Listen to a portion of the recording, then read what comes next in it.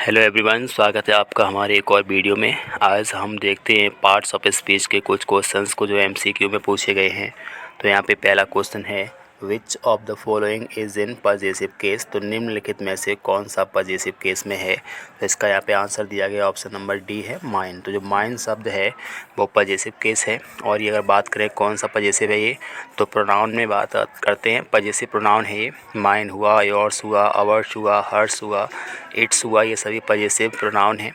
तो इसका आंसर हो गया ऑप्शन नंबर डी, माइन। जबकि इसमें आई लिखा है, आई है पर्सनल प्रोनाउन फर्स्ट पर्सन से, मे है वो भी पर्सनल प्रोनाउन है फर्स्ट पर्सन से, और ये ऑब्जेक्टिव में है। जबकि सी वाला ऑप्शन यू दिया गया है, जो यू है वो भी पर्सनल प्रोनाउन है, और पर्सनल प्रोनाउन में ये सेकेंड पर्सन का प्रोनाउन दिया गया है। नेक्स्ट क्वेश्चन देखते हैं, यहाँ पे लिया गया है। नेक्स्ट यहाँ पे है, the correct feminine of RAM. तो रैम का जो फेमिनिन क्या है, तो रैम का फेमिनिन होता है option number C, ewe. Ewe से मतलब है भेड़, तो रैम होता है मेढ़ा बोलते हैं, और सी ऑप्शन है उसका ईव मीन्स भेड़ होता है। नेक्स्ट क्वेश्चन हम देखते हैं, complete the following sentence with the correct option. तो निम्नलिखित बात को करेक्ट ऑप्शन के साथ कंप्लीट कीजिएगा। तो यहाँ पे हम क्या यूज़ कर सकते हैं, यहाँ पे हमें सब्जेक्टिव जो केस में यूज़ करना पड़ेगा। तो योर डैश यहाँ पे है पे इज़ द बेस्ट स्टोरी। क्या यहाँ पे ये योर्स आएगा, क्या यहाँ पे योर आएगा, क्या यू आएगा, या योर्स आएगा। अगर हम बात करते हैं, इसका करेक्ट ऑप्शन ए दिया गया योर्स, क्योंकि पजेसिव एडजेक्टिव है। अगर सपोज दैट हम बात करें ऑप्शन नंबर इसमें बी क्यों नहीं होगा, तो योर जो है वो पजेसिव एडजेक्टिव है। यहाँ पे पजेसिव एडजेक्टिव योर है, और योर आता है उसके बाद नाउन का आना कंपलसरी है। तो योर के बाद कोई ना कोई हमें नाउन तो 100% करना ही पड़ेगा। तो यहाँ पे ये इसलिए नहीं हो सकता है क्योंकि योर के बाद नाउन आएगा, जो कि यहाँ पे नाउन कुछ भी नहीं है। अगर हम बात करें यू, अगर यहाँ पे यू सब्जेक्ट होता तो यू के साथ कभी भी यहाँ पे इसका यूज नहीं करना होता, यहाँ पे आर का प्रयोग होता। तो यहाँ पे हमारा यू ऑप्शन नंबर बी नहीं है, ऑप्शन नंबर सी भी नहीं है। अब योर्स लिखा है तो एपोस्ट्रॉफी जो यूज़ किया गया है, तो योर अपने आप में एडजेक्टिव पहले से ही है, इसमें एपोस्ट्रॉफी की आवश्यकता नहीं है।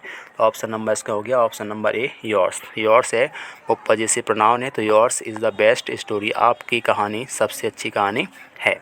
नेक्स्ट इसमें क्वेश्चन दिया गया है, choose the plural of the given word. तो दिए गए शब्द का बहुवचन बताइएगा। KNIFE, नाइफ मीन्स चाकू।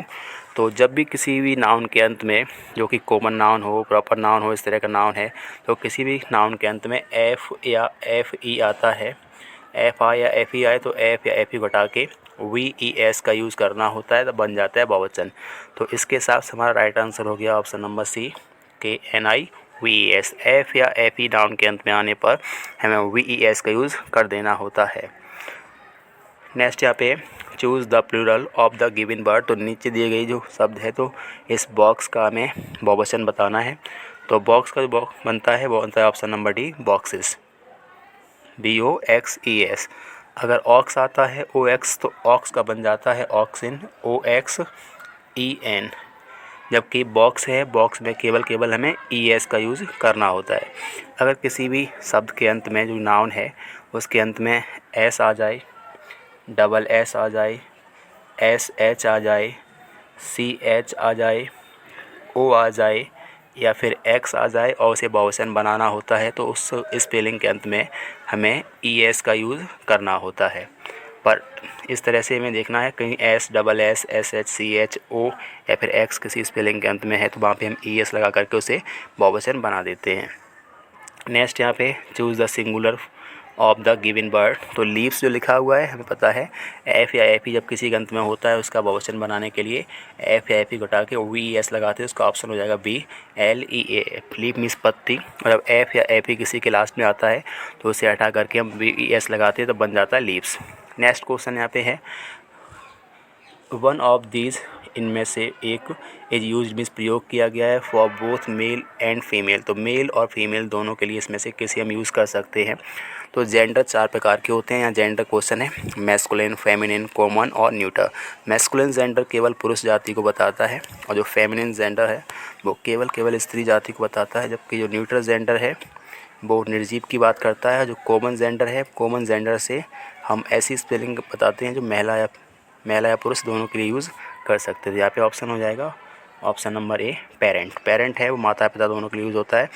तो ऐसी कोई स्पेलिंग जो हम मेल या फीमेल दोनों के लिए यूज़ कर सकते हैं वो कहलाता है कॉमन जेंडर। तो यहाँ पे ऑप्शन हो जाएगा option number A, parent. Next question यहाँ पे है change the following word into noun. तो change the following verb into noun, तो निम्नलिखित वर्ब को जो है नाउन में बताना है। तो सक्सेसफुल है क्या, सक्सीडिंग है, सक्सेसफुली है या सक्सेस है। तो इसमें बताना है सक्सेसफुल होता है वो एडजेक्टिव है, सक्सेसफुल भी सफल, सक्सेस है उसका मतलब सफलता, ये एब्स्ट्रैक्ट नाउन बन जाएगा, और सक्सीडिंग है ये क्रिया है, और सक्सेसफुली है वो है एडवर्ब। तो यहाँ का हमारा राइट आंसर बनेगा option number C success. Success है वो क्या है, वो नाउन बन जाएगा, और कौन सा नाउन बनेगा, एब्स्ट्रैक्ट नाउन, जबकि सक्सेसफुल है ये हो जाएगा यहाँ पे एडजेक्टिव, और कौन सा एडजेक्टिव बनेगा, एडजेक्टिव ऑफ क्वालिटी। तो 8वें का option number C is correct. हम अगला देखते हैं change the following verb into noun. तो निम्नलिखित क्रिया को नाउन में चेंज कीजिएगा। ये टेट परीक्षा यूपी टेट में जून 2013 में क्वेश्चन पूछा गया है। इसका आंसर है अप्रूव लिखा है। तो अप्रूव होता है अनुमोदन करना, साबित कर देना। तो अप्रूव करना यहाँ पे पूछा गया है, ऐसे नाउन यूज़ करना है, इसका बन जाएगा अप्रूवल, सहमति, APPROVAL।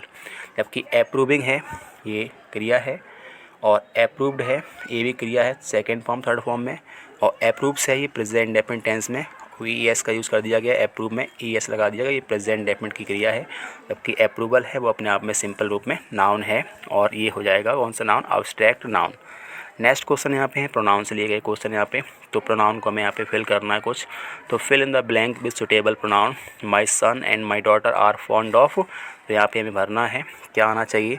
तो जब भी हम बात करें रेसिप्रोकल प्रोनाउन, तो वो होते हैं दो प्रकार के। तो रेसिप्रोकल प्रोनाउन होते हैं दो प्रकार के, एक होता है ईच अदर और एक होता है वन एंड अदर। तो जब भी कोई वाक्य आता है जिसमें दो सब्जेक्ट की बात करें या दो ऑब्जेक्ट की बात करें, तो दो व्यक्तियों के लिए हम लगाते हैं ईच अदर, और दो से ज़्यादा होने पर हमें यूज़ करना होता है वन एंड अदर। तो इसका राइट आंसर हो जाएगा option number B, each other. My son and my daughter are very fond of each other. मेरा पुत्र और मेरी पुत्री एक दूसरे के शौकीन हैं, पसंदीदा हैं। इस तरह से ऑप्शन हो जाएगा ईच अदर। जबकि हम बात करें हर सेल्फ क्या है, तो हर सेल्फ यहाँ पे है रिफ्लेक्सिव प्रोनाउन है। सी के साथ हर सेल्फ आता है, आई के साथ माई सेल्फ आता है, बी के साथ आवर सेल्फ आता है, दे के साथ देम सेल्फ आता है, और ही के साथ हिम सेल्फ आता है। तो सेल्फ वाले जितने भी शब्द हैं वो सब होते हैं रिफ्लेक्सिव प्रोनाउन। तो यहाँ पे अगर हम देखें तो इस शब्द के अंत में पीछे लगा है SELF, तो जहाँ भी लगा है SELF वो होता है एक वचन, और जहाँ SELVES है तो सेल्फ्स वाले शब्द होते हैं बहुवचन। तो इसका फिलहाल राइट आंसर बना option number B, each other. Next यहाँ पे give the proper relative pronoun in the following sentence. तो इसमें पूछा गया है प्रॉपर बात कर रहे हैं, रिलेटिव प्रोनाउन को बताना है। तो all dash glitters in is not gold. तो ऑल मीन्स सभी जो चमकते हैं वो सोना नहीं होते। यहाँ पर बन जाएगा all which glitters is not gold. तो यहाँ पे विच या दैट या हु या होम यहाँ पे कर दिया गया है। यहाँ पे दैट मीन्स जो होता है, विच मीन्स जो होता है, हु मीन्स जो होता है, होम मीन्स जिसको होता है। तो सिंपल बात करें अब्स्ट्रैक्ट चीज़ों में हम बात करते हैं विच लगाते हैं, लिविंग के लिए हु आता है, और कोई कहावत हो, कोई सत्य बात हो, तो कहावत के लिए हमेशा हम दैट का यूज़ करते हैं। यहाँ हो जाएगा ऑप्शन नंबर बी, दैट। जब भी कहावत आती है कहीं भी या सुपरलेटिव डिग्री हो, तो जो, जिसने, जिसको, जिसे, उसकी मीनिंग हमेशा रहती है यहाँ पे दैट। जबकि अगर ये कहावत ना होती अगर, तो विच का यूज़ आराम से यहाँ पे हो जाता। तो हु है, विच है, ये सभी क्या है, रिलेटिव प्रोनाउन है, और रिलेटिव एडजेक्टिव भी कहलाते हैं। ये वाक्य को जोड़ने का काम करते हैं, और जिस वाक्य में इस तरह के कंजक्शन दिखाई पड़ते हैं वो वाक्य कहलाता है कॉम्प्लेक्स सेंटेंस। तो जिस वाक्य में दैट आ जाए, हु आ जाए, विच आए, जिनसे वाक्य को हम जोड़ रहे हैं, ये सभी वाक्य बन जाते हैं कॉम्प्लेक्स सेंटेंस। अगला है यहाँ पे दिस इज़ द हाउस, यह घर है, डैश हरी वॉट। तो यह घर है और हरी ने खरीदा है। तो दिस इज़ हाउस, ये घर है, हरी वॉट में हरी ने खरीदा था। तो यहाँ पे करेंगे जो हाउस लिखा हुआ है, तो हाउस जो है वो अपने आप में किस प्रकार का है, तो हाउस अपने आप में नॉन लिविंग है। तो हमें पता है अगर हम यहाँ पे हु लगाएंगे तो हु आता है सजीव के लिए, जो कि हाउस सजीव नहीं है।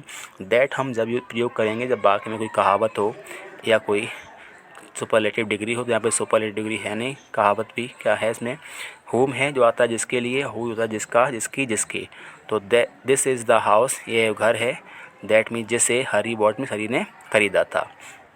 यहाँ बन जाएगा ऑप्शन नंबर बी, दैट।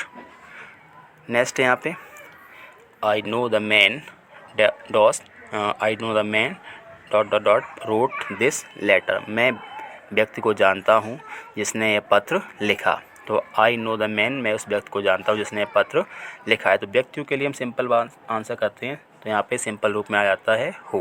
तो हु का मतलब जो, जिसने, जिसको, ऐसे यहाँ पे हो जाएगा हु, और हु आ जाए, विच आ जाए, हु आ जाए, ये सब जब किसी वाक्य में जोड़ने का काम करते हैं तो ये सभी कहलाते हैं क्या, कंजक्शन कहलाते हैं। और रिलेटिव प्रोनाउन भी कहलाते हैं, रिलेटिव एडजेक्टिव भी कहलाते हैं। और किसी वाक्य में ये शब्द लगे हुए हैं तो वो वाक्य बन जाता है कॉम्प्लेक्स सेंटेंस। नेक्स्ट हम देखते हैं, अगला क्वेश्चन है choose correct pronoun to fill in the blank in the sentence. यहाँ लिखा है आई एम वाइजर देन, ये वाक्य है आई एम वाइजर देन, यहाँ पे फिल करना है क्या हिम आएगा, हिमसेल्फ आएगा, ही आएगा या हिज आएगा। तो ये वाक्य हमारा कॉम्परेटिव डिग्री में है, तुलना को दिखा रहे हैं। तो I am wiser than he यहाँ पे हमें कर देना है, मैं उससे ज़्यादा बुद्धिमान हूँ। तो जब भी कंपेरिजन हम दिखाते हैं तो कंपेरिजन जो तुलना होती है हमेशा सब्जेक्टिव केस में ही की जाती है। जब भी हम दो चीज़ों को कंप्रोमाइज़ करते हैं, तुलना करते हैं, कंपेयर करते हैं, तो हमेशा दो जो तुलना होती है वो सब्जेक्ट के बीच में ही दिखाई जाती है। तो यहाँ पे हम सब्जेक्टिव केस का यूज़ करेंगे। जिस किसी वाक्य में देन आ जाता है और देन से पहले एडजेक्टिव में ई आर आता है वो हमेशा कॉम्परेटिव डिग्री होती है। कॉम्परेटिव का यूज़ करते हैं तुलना दिखाने के लिए। तो I am wiser than he, option number C is correct. तो कंपेरिजन के लिए हमेशा हम सब्जेक्टिव यूज़ उपयोग करते हैं, ऑब्जेक्टिव केस बिल्कुल यूज़ नहीं होता है इसमें। नेक्स्ट क्वेश्चन यहाँ पे है this is the cat dash I saw, this is the cat dash I saw. इसमें हमें दिखाना है यह बिल्ली है जिसे मैंने देखा। तो this is the cat that I saw, option number इसका आएगा D, this is the cat that I saw, ये बिल्ली है जिसे मैंने देखा।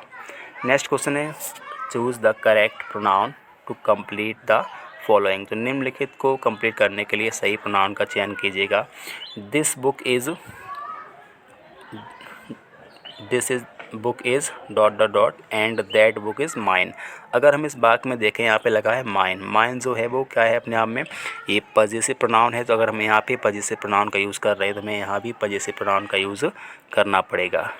तो दिस बुक लिखा हुआ है यहाँ पे, दिस बुक तो यहाँ पे नाउन साथ साथ दिया ही हुआ है। इज है यहाँ पे हमें करना पड़ेगा, जब इधर पजेसिव प्रोनाउन है तो यहाँ भी हमें पजेसिव प्रोनाउन का यूज़ करना पड़ेगा जो कि यहाँ पे है yours, option number C is correct. This book is yours, यह किताब तुम्हारी है। एंड दैट वन मीन्स, और वह किताब इज़ माइन मीन्स मेरी है। अगर हम बात करें दिस दैट दीज दोस्त, तो ये सभी होते हैं अपने आप में डेमोस्ट्रेटिव प्रोनाउन। लेकिन अगर दिस दैट दीज दोस्त के तुरंत बाद नाउन देखने को मिलता है तो ये दिस दैट वाले शब्द हैं वो प्रोनाउन ना होकर के डेमोस्ट्रेटिव एडजेक्टिव का प्रयोग करते हैं। डेमोस्ट्रेटिव एडजेक्टिव ये कहलाते हैं। तो यहाँ पे अगर हम बात करें दिस, इसमें जो लिखा हुआ है दिस क्या है, तो इस वाक्य के हिसाब से यहाँ पे दिस है, उसके तुरंत बाद नाउन आ रहा है तो हमारा दिस जो है वो कहलाएगा डेमोस्ट्रेटिव एडजेक्टिव। अगर दिस के बाद नाउन नहीं होता तो दिस हमारा कहलाता डेमोस्ट्रेटिव प्रोनाउन। तो फिलहाल इसका राइट आंसर हो गया option number C yours. Next है everyone has his own ideas about the best way to bring up children. तो यहाँ पे जो अंडरलाइन वर्ड है वो सेंटेंस में जो दिया गया वो क्या है, तो यहाँ पे दिया है हिज दिया गया है, वो हिज क्या है, तो हिज शब्द है क्या डिटरमाइनर है, एडवर्ब है, नाउन है, प्रोनाउन है। तो जो हिज शब्द है वो यहाँ पे दिया गया है। तो हिज अगर हम देखें तो हिज शब्द है वो कहीं ना कहीं पजेसिव एडजेक्टिव है, पजेसिव एडजेक्टिव में है। पर यहाँ पे पजेसिव एडजेक्टिव जो बिल्कुल भी एडजेक्टिव जो है वो दिखाया नहीं गया है, तो यहाँ पे हम कर देंगे ये प्रोनाउन के लिए यूज़ किया गया है यहाँ पे। तो प्रोनाउन का इंडिकेट कर रहा है तो हम प्रोनाउन को ऐसे दिखा देंगे। वैसे ये हिज है, माई है, योर है, ये सब होते हैं पजेसिव एडजेक्टिव होते हैं। फिलहाल यहाँ पे ऑप्शन नंबर यहाँ दिया है डी प्रोनाउन, तो ये प्रोनाउन के लिए यूज़ किया गया है इसलिए यहाँ पे दिखाया गया प्रोनाउन। अंततः ये हमारा शब्द है हिज है, माई है, योर है, अवर है, ये सभी यूज होते हैं पजेसिव एडजेक्टिव में यूज़ किए जाते हैं वैसे। अगला यहाँ पे लिखा है एडजेक्टिव। अब एडजेक्टिव के कुछ क्वेश्चन यहाँ पे दिए गए हैं। पहला क्वेश्चन यहाँ पे है दीज मैंगोज आर राइप, ये आम पके हुए हैं। तो what kind of adjective is used in the following sentence, इसमें किस प्रकार का एडजेक्टिव है वो प्रयोग किया गया है। तो अगर हम यहाँ पे देखें तो दीज लिखा है, दीज के तुरंत बाद यहाँ पे नाउन दिया गया है। तो जब भी दिस दैट दीज दोस्त के तुरंत बाद नाउन का यूज़ होता है तो दिस दैट दीज दो जो शब्द हैं वो कहलाते हैं डेमोस्ट्रेटिव एडजेक्टिव। अगर दिस दैट दीज दोस्त के बाद तुरंत नाउन ना आके कुछ और यूज होता है तो वो शब्द कहलाते हैं फिर डेमोस्ट्रेटिव प्रोनाउन। फिलहाल इसका आंसर हो जाएगा option number C demonstrative adjective. अगर हम बात करें, ये राइप शब्द लिखा हुआ है तो राइप भी उसकी विशेषता दे रहे हैं, तो फिलहाल इसका यहाँ पे क्वालिटी की बात कर नहीं रहे हैं यहाँ पे, तो यहाँ पे ऑप्शन नंबर इसका हो जाएगा सी डेमोस्ट्रेटिव एडजेक्टिव।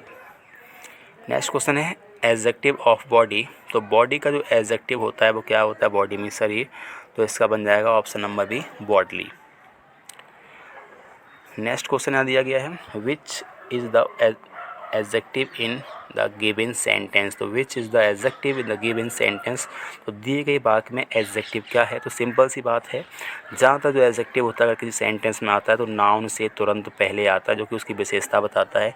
इसमें एक नाउन दिया है बॉय, एक नाउन दिया गया गर्ल, तो बॉय से पहले उसकी कोई विशेषता यहाँ पे नज़र नहीं आ रही है, जबकि गर्ल है उसकी विशेषता आ जाएगी tall girl. The tall girl met a boy, तो इसका हो जाएगा ऑप्शन नंबर ए टॉल।